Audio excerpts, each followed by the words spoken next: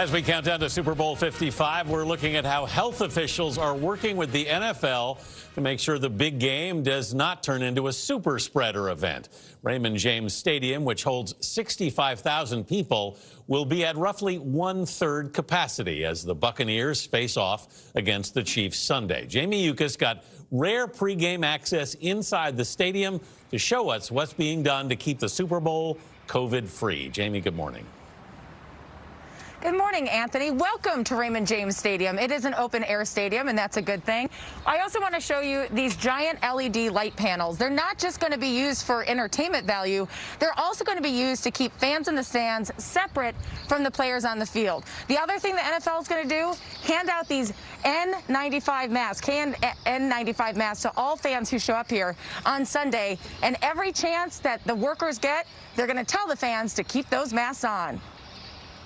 Hand sanitizer, face coverings required, 6 feet separating here as you wait in line. COVID is making Peter O'Reilly's job more complicated this year. At the top here, you see those reminders.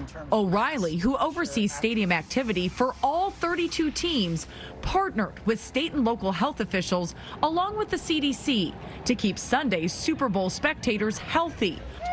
All 22,000 of them. Is there any concern that this could become a super spreader event, that people leave here and they go home and they have COVID?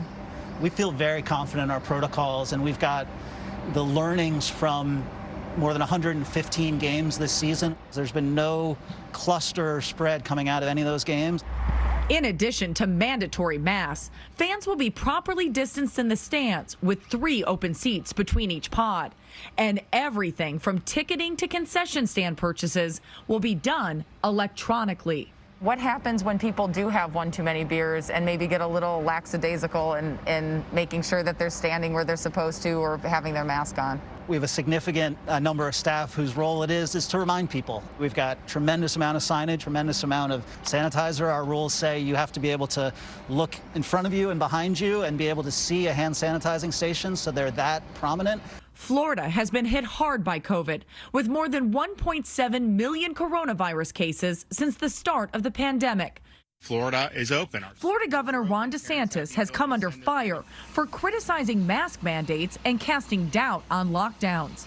Can the city handle this? We can handle it. We are on a downward trajectory in our positive cases, but we're not taking our eye off of the ball. Tampa Mayor Jane Castor issued an executive order requiring people to mask up in densely populated outdoor areas. The penalty for those who don't, a $500 fine.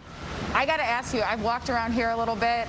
There are a lot of people not wearing masks. Right. How are you going to enforce it, especially outside? Most people aren't used to wearing them outdoors, but our community will adhere, and then we expect that the visitors will as well. People arrive at the airport, the first thing they're going to hear is you need your sunscreen, your sunglasses, and your mask. Is there a lot of pressure on you to get this right? There is. I understand the responsibility, and I accept it. The players, coaches, and their entire households are all being tested for COVID every day leading up to Super Bowl Sunday. The Tampa mayor says she expects the only people to leave Tampa disappointed are the Kansas City fans. We'll have to wait to see about that. And in case you were wondering, yes, Anthony, Gayle, and Tony, you are doing your part to make sure that the fans are spread out. You guys got good seats, too. You're in section 115. Okay. I wish we were wondering about that. And that's the closest we've been together since the virus descended on the country as well. Jamie, you said those are good seats because Klaus, who's there on Steadicam, sent me that picture yesterday. I said, are our seats good? He goes, they're in the corner of the end zone near the CBS set. Not great. They look good in that. They look good in that picture. I think Jamie's being nice. It's better for the live. If you can get us an upgrade, Jamie, see if you can work on it. Listen, we're just thrilled to be there. Right, We're thrilled to be there. Nice job, Jamie. Thank you. Jamie, thank you very much.